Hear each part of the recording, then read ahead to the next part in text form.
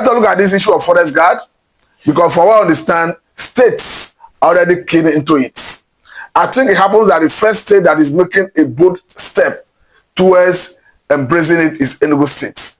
You can clearly see that Enugu State have gone ahead to recruit personnel, and I want to encourage other states to jump at this, because whether we like it or not, protection of lives and property is paramount.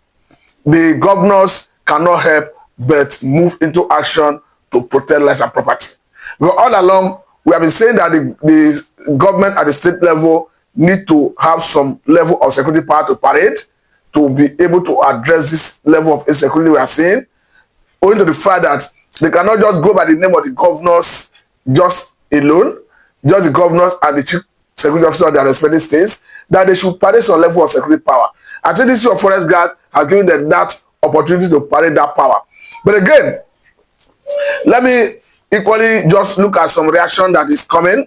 Nigerians are already reacting to what is coming from Enugu, just as we encourage other states to move into action. This one is coming from BBC Nigeria. He said, I love this. Enugu forest guards to smoke out all the terrorists, Fulanis in Enugu forest. You go with that to say that, can we replicate this across Southeast, please? They will help to end kidnapping and Fulani massacre. At BBC Nigeria, I want to tell you that it is open to all the state governors, wherever you come from, whichever state you come from. I think you should encourage your state government to key into this, because the federal government has made it very clear that it is going to, that they are going to empower those forest guards. So it's going to be a different ballgame, because we understand that under the government of Muhammadu Buhari, those security arrangements at the state level were not empowered to be armed. Hence, we saw some level of inability to combat crimes and criminality. But this time around, the president has made it very clear himself that the forest guards will be empowered to be armed. So at BBC Nigeria, it is open to all the states. Let every state key into it, because I'm particularly happy anytime I see effort geared towards ending this madness of Fulani militias. Because we equally saw the lamentation of the governor of Zamfara State recently, who said that at his own level as a governor, that he have been able to acquire some level of technology, equipment to enable him to locate, identify the movement and location of the bandits. Now that this issue of forest guard has come up, I think Zamfara State governor should leverage on this and stop negotiation with bandits, stop negotiation with Ada Aleru, stop negotiation with Toji Bello, stop any advice. Don't listen to the likes of Sheikh Gumi. I think Sheikh Gumi will be seriously in dilemma now, seeing that the federal government have made good their promise to kickstart this process, and we are now currently seeing states keen into it. So, Zamfara State government, the ball is in your court, and every other state government, we want to see this process with starting with speed of light. That is why I say kudos to Enugu State government, as we hope to see other states key into this. But let us take another reaction, because we want to see what Nigerians are saying about this, because the issue of insecurity is a concern for everyone. This one is coming from Enugu TV. It's a Fulani herdsmen left terrified as Governor Peter Mba is set to increase forest guards' salary to 80,000 to ensure good work from them. Talking about increasing their salary to 80,000 naira. We understand that, of course, the minimum wage currently is 70,000 for federal government, though we are saying it's grossly inadequate. But if the state government is making it 80,000, it is still not enough. But I think to start with, it's not a bad move. The important thing is that people are willingly signing on to do the job. I must say that this one is a good one. We are going further to look at other reaction from Nigerians. This one is coming from Nigeria Story. He's saying Enugu State Forest Guard tasked with protecting forests and environmental security operations across the state. Yes, that is correct. But again, at this point, let me quickly say that we note with joy the recent prosecution and sentencing of one of the Bermuda, or rather, Assault terrorist organization member who pleaded guilty to the charge. I want to say that the 15 years for me is grossly inadequate. Perhaps that is the position of the law. If that is the position of the law, yes, the judge could have done otherwise. But I want to say that National Assembly should quickly review that constitutional provision, because for me, the least I expect to see is life sentence.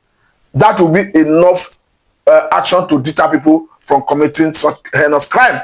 Because I cannot imagine that if the likes of Toji Bello is arrested, if the likes of Ada Alaru is arrested, that they will only bag 15 years jail term. Though that is in law currently, my own position is that the judge could have done otherwise, but that provision should be reviewed by National Assembly. Let us have a stricter penalty. The least I expect as a person is life imprisonment. For me, that is what we need to deter those who go into such crime.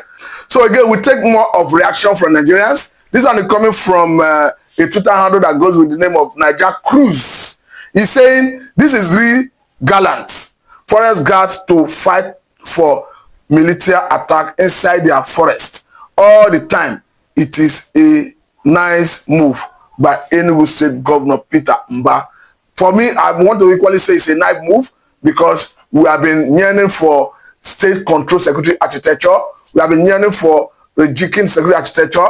We have been saying, let us have a situation where the people, of course, the state governors parade some level of security power, because you cannot just say, as governors, they will just go by the name of the governors and the chief security officer of their respective states. Let them have some level of security power to parade. And this is to call upon every other state governor, the Delta State Governor, Sheriff Oboare, in fact, all the states where the activities of Fulani militias is being witnessed should rise to the occasion and jump at this, particularly Zamfara State, Katsina State, where we have the activities of Toji Bello, the activities of Ada Alaru. I think they should be in the forefront to even embrace this. For me, Zamfara State and Katsina State, even Zamfara State and Katsina State, even Benue State should be in the forefront to embrace this. Because hence they will be empowered, hence they will be trained and empowered to bear arms. I think it's a welcome development, because it is going to be a shift from what happened previously in the past, where the government of Muhammadu Buhari was not, or rather didn't allow Amateku to bear arms. I think this one is a new dimension that is going to give us a result, because it has been established that all crime is local, but definitely we are going to see the locals being recruited, being enlisted into this forest guard. And what makes it interesting is that it's not as if the federal government is recruiting on behalf of the states and posting people from different parts of the country. The locals will be recruited directly from their localities and deployed in the same locality to do the job. So that is why all the states encourage. And again, I want to make this emphatically clear that hence this one is already in place. All the proposed negotiation with the bandits, whether he calls himself Ada Alaru, he calls himself Toji Bello, I think the state governments of Zamfara State and Katsina State should stop forthwith. Embrace this initiative. Recruit, or rather enlist locals into this forest guard, so that they can move into the forest, into the bushes, to confront this evil called banditry. Bandits, terrorists, whatever name they go by. Like I said earlier on, the sentencing of the bandit leader, I want to say that the term is, for me, is grossly inadequate. If that is the position of the law, I want to say that that provision of the law needs to be reviewed. The least personally I want to see is life sentencing. I'm not advocating for capital punishment, but let us have life sentencing. I think it is set better as a deterrent to people who commit such crime. But meanwhile, let me say a very big thank you for your time. This is Mr.